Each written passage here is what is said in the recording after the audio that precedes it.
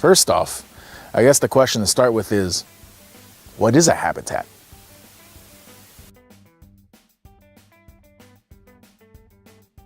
So you probably said that a habitat is a place where an animal or a plant lives.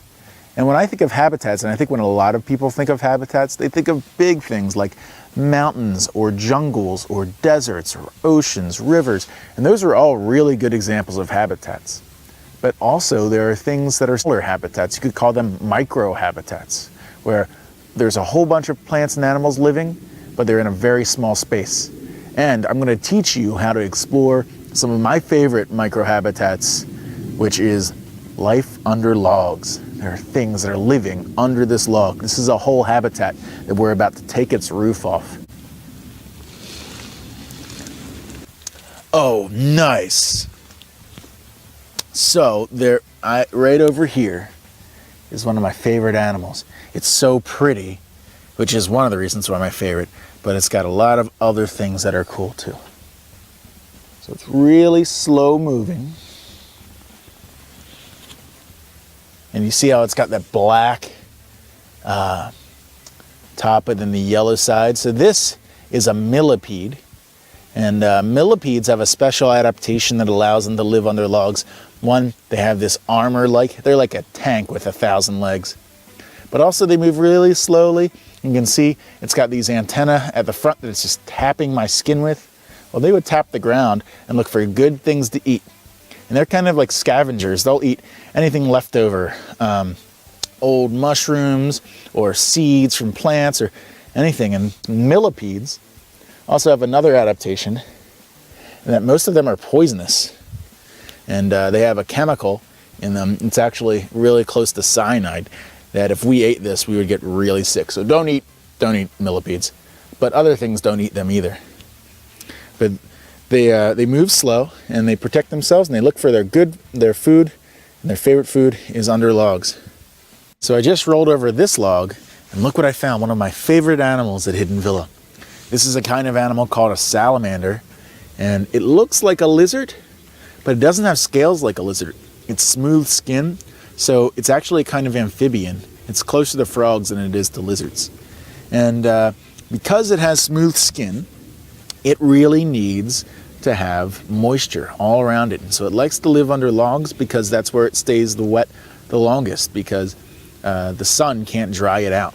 So they really like to live under logs. But also, if you're thinking about living under a log, it's really tight spaces and there's not a lot of air down there. And so this is a whole family of living things that breathe air, but they don't have lungs.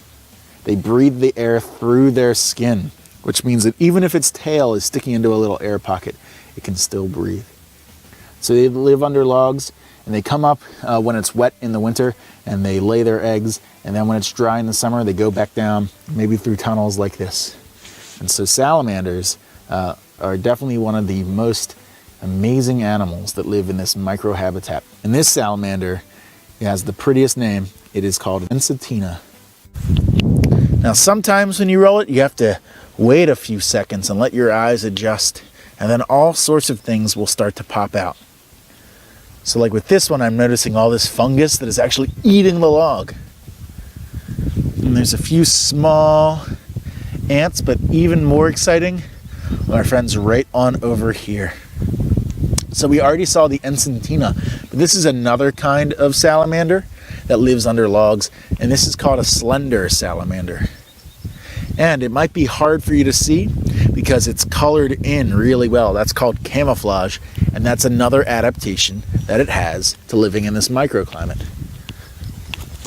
So what I'm doing right now is I just wet my hands because this is a salamander and it likes moisture, and I don't want to have a really dry hand when I pick it up because it'll act like a towel and dry it off, and they don't want to be dried off.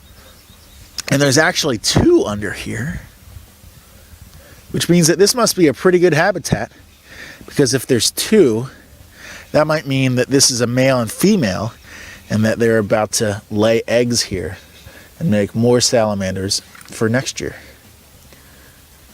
And one of their adaptations is, despite looking really small, they actually have some pretty sharp teeth, and they're always looking for bugs or worms or anything else that's moving and edible down here. So they're one of the big predators, actually, in this microhabitat.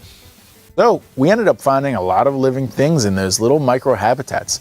There was all that fungi, there was 2 kinds of salamanders and millipedes, and there were also some bugs like ants and spiders that we couldn't even see. And so there was a lot of diversity of life under there. And you can do this too, now that you know that there's plenty of life living under logs and rocks, that you can look for that too.